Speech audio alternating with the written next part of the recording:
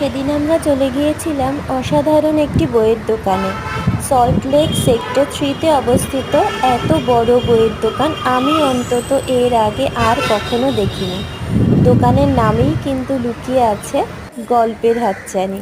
হ্যাঁ, একদমই তাই। দোকানটির নাম হচ্ছে গিয়ে স্টোরি। সল্টলেক এমনিতেই ভীষণ সবুজে মোড়া এবং এই দোকানটির চারপাশটাও এক্কেবারে সেরকম ভীষণ সুন্দর সবুজ। আর কাঁচের দরজা ঠেলে ভেতরে ঢুকলেই চোখে পড়ে থরে থরে সাজানো বই। এত বড় বইয়ের দোকান আমি অন্তত এর আগে কখনো দেখিনি। চারপাশে শুধু বই, ঢুকলে কেমন অবাক লাগে, মনে হয় কোথাও যেন চলে এসেছি। একদম বইয়ের স্বর্গরাজ্য বললে অত্যুক্তি হয় না। যারা বই ভালোবাসেন তাদের জন্য অসাধারণ একটি বইয়ের দোকান।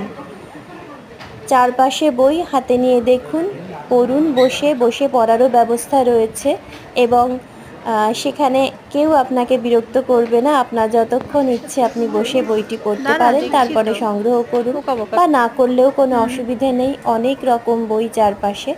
ইংরেজি বইয়ের সংগ্রহ যদিও বেশি, তবে বাংলা বইয়ের সম্ভারও কিন্তু কিছু কম নেই। প্রচুর বাংলা বই রয়েছে এবং এমন কিছু বাংলা বই আমার চোখে পড়েছে যেগুলো কিন্তু সচরাচর কোথাও দেখতে পাওয়া যায় না। সব মিলিয়ে অসাধারণ একটি জায়গা। একদম যারা বই ভালোবাসেন তাদের জন্য অবশ্যই ঘুরে আসার মতো একখানি বইয়ের দোকান। পরিবেশটাও ভারী সুন্দর, খুব ভাল লেগেছিল আমাদের, তাই সবার সাথে শেয়ার করার ইচ্ছে হলো।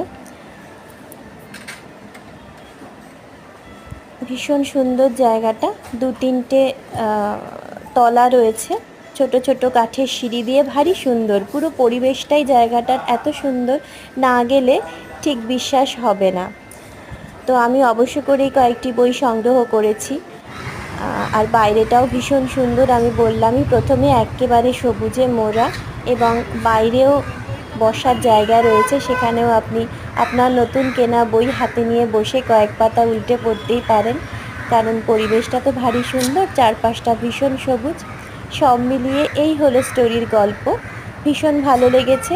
যারা বই ভালোবাসেন অবশ্য করেই একবার ঘুরে আসতে পারেন স্টোরি থেকে।